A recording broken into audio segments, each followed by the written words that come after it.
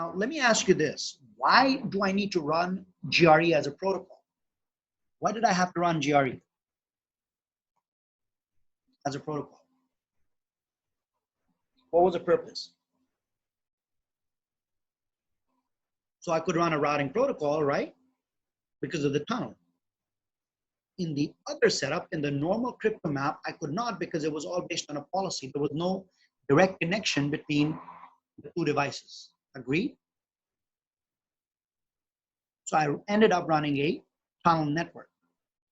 And the tunnel, the protocol was GRE.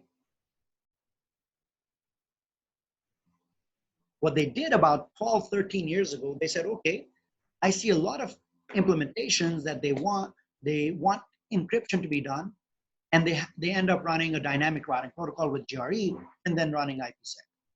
Why don't we allow IPSec to be the native protocol on the tunnel interface? What's the default tunnel interface protocol? It is still there. What is it? It's GRE. So I end up running GRE because I need a tunnel interface. But about 12, 13 years ago, Cisco came out and changed, or not changed, allowed you the ability to run IPSec as the protocol on the tunnel interface, as the tunnel protocol, eliminating GRE completely from the picture and being able to run a routing protocol directly between the two sites. This is called a IPSec based tunnel interface. So this is not running GRE at all. It is running IPSec as a protocol. What's the advantage of doing that? Well, if that's the case, I don't need GRE at all. I have completely eliminated GRE from my header. It looks like this, just like a normal IPSec header, no GRE, and I'm running routing. You get my point? So remember earlier on, Mike, you said that the reason I run GRE is because of routing multicast. That is an old, or no, what do you call it? It is a dated document that when you read that IPSec does not support multicast, that's wrong. IPSec does support multicast, but that LAN-to-LAN IPSec does not support it because I don't have a directly connected interface between the two sites. But what if I run tunnel interface and run tunnel as IPSec? So I'm running multicast directly over IPSec, which is absolutely okay. Okay? When I do that, when I eliminate GRE from the header, if I take it out, there's another 8 byte that goes away. So I go from 134 to 126. So my total increase of this packet becomes only 28 bytes, not 52 bytes. So if I'm running a tunnel interface, I want to run this type of interface. This is the native tunnel interface running IPSec. You get my point? So I absolutely can run multicast routing over IPSec as long as I do it over a tunnel interface. I'm not running GRE over there. This is not GRE. This is pure IPSec. Yep, you can call it that.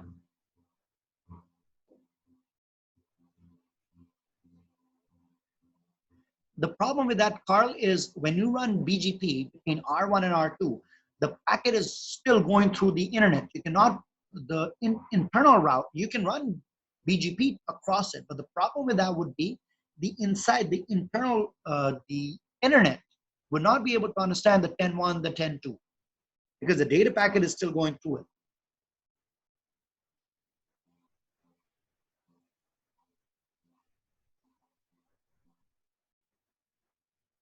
So how do I do that?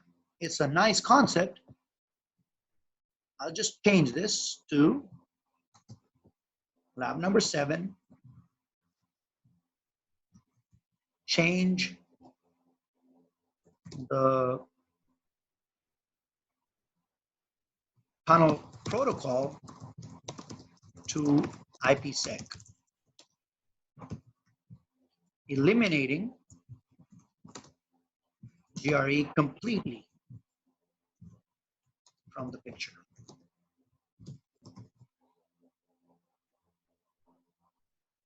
%, and I'll show you that right now. How do I do it? Go to the tunnel interface, tunnel mode, IPSec, IPv4, because you can do the same thing for IPv6. Need to do it on both sides. All right, what was the packet size right now? Because I cannot show you the inside. It's 134, right? Let's go ahead and do this. The other thing that I'll do before and after, you guys see? The protocol is being used is what? GRE, right? I'm going to change that. Interface tunnel 1, tunnel mode is IPSec IPv4. It is going to go down until I set the other side up. I eliminate GRE, the protocol, completely from the picture, which will eliminate the 8-byte header for GRE. So I'm now running a normal IPSec protocol with routing over it, just using a tunnel interface. So GRE is not required for a tunnel. I want you guys to understand the tunnel interface, although the default protocol is GRE, it does have the capability of running other protocols. And that's what I just did. I changed the protocol to IPSec. First thing, my routes are back. So my routing is working. But if I check my tunnel interface, it is not a GRE interface anymore. It is what? The tunnel interface is a IPSec tunnel interface. Is disregarded. Very good, because now I don't have duplication. So what should my mode be now for my crypto? It should go back to what? Tunnel, right, Trent? Take a look. I am doing the encryption. I just set it up. It is tunnel. Although my command is set to what?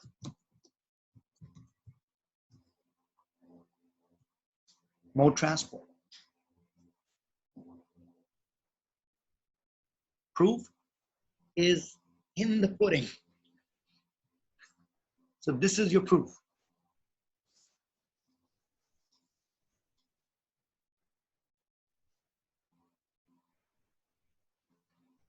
Is it clear, guys? New type of IPSec for some of you guys?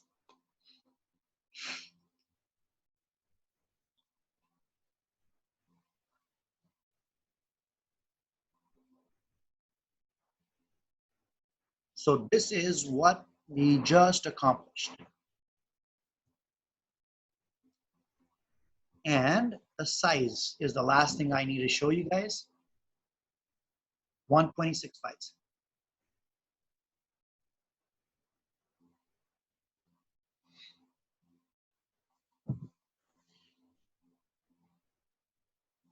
To show you that it is completely what? IPSec, yeah. Show tunnel, show interface tunnel. This guy. Pure IPSec. The 8 bytes that are shaved off are those 8 bytes for the GRE header.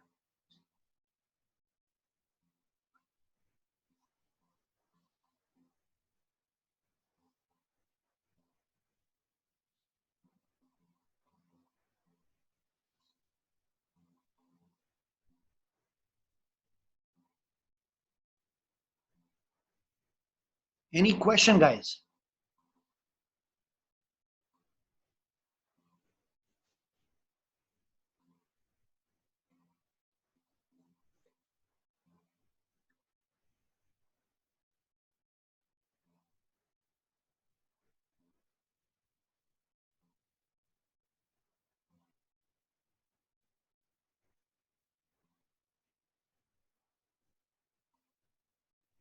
All good?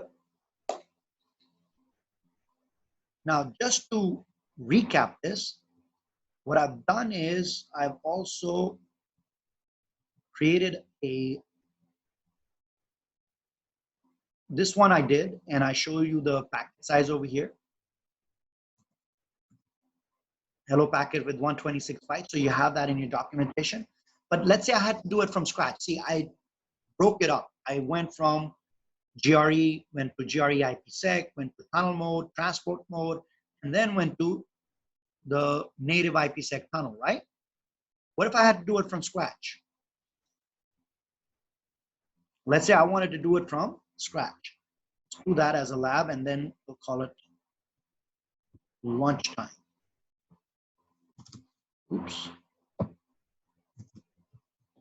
Number 8, configure a native IPSec tunnel interface to connect router 1 and router 2 private networks to each other with encryption. So what I'll do over here is I'll go back and stop my nodes and start it from scratch.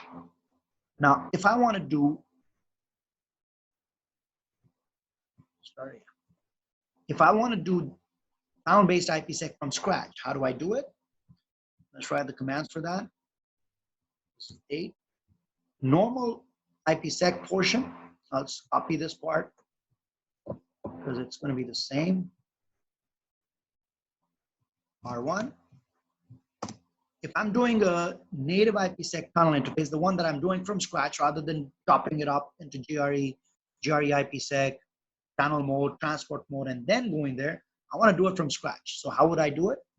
I do phase 1. And this is going to be pointing to my peer, which is 200.1.1.1, public address on the other side.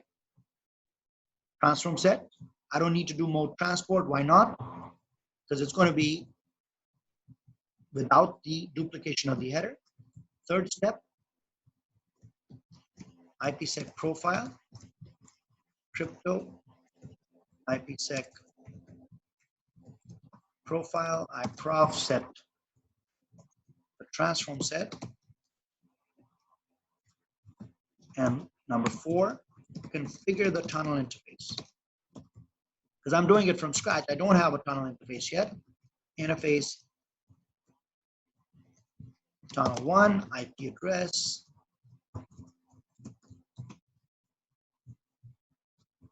tunnel source, tunnel destination, tunnel mode,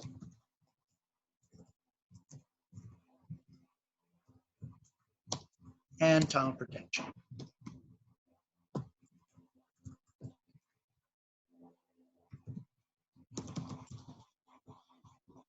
And last but not the least, routing protocol.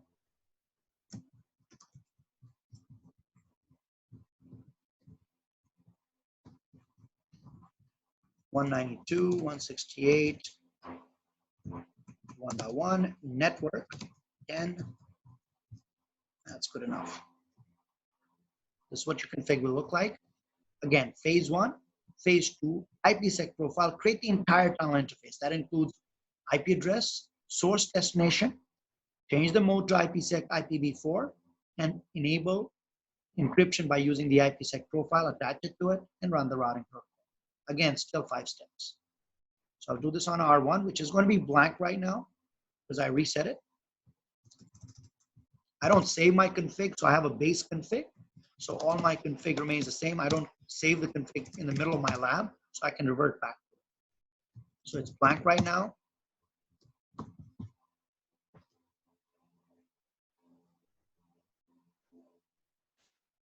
Once, what I do, Trent, is you go in, you configure the routers with the base IP addresses, save it at that point.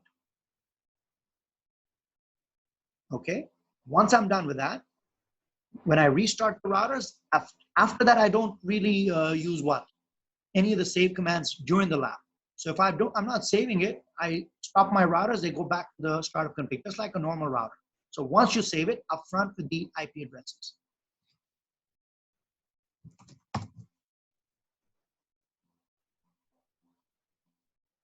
All right, so let's paste it. So that's phase 1, phase 2, IPSec profile, tunnel interface, and EdgeRP. Let's go to router 2. again, should be blank because I saved it up front initially and with just the IP addresses on it. From that point on, I don't save it during the lap. So I can go back and revert back to it. For router 2, same config. The only thing that changes over here is I want to point to 199.111. And this guy, the IP address changes to 1.2. Tunnel source on our router 2 is 200. Destination is 199. The rest is the same.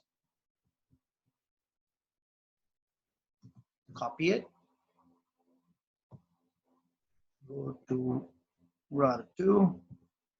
Paste it, and my tunnel should come up.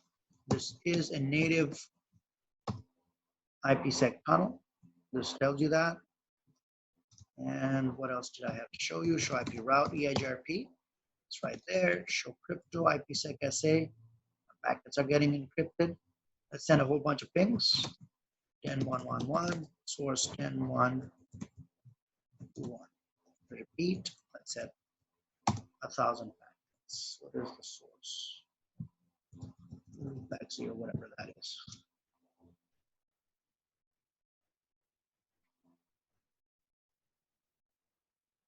Show crypto IPSec SA. There you go, bigger number. Good, everybody?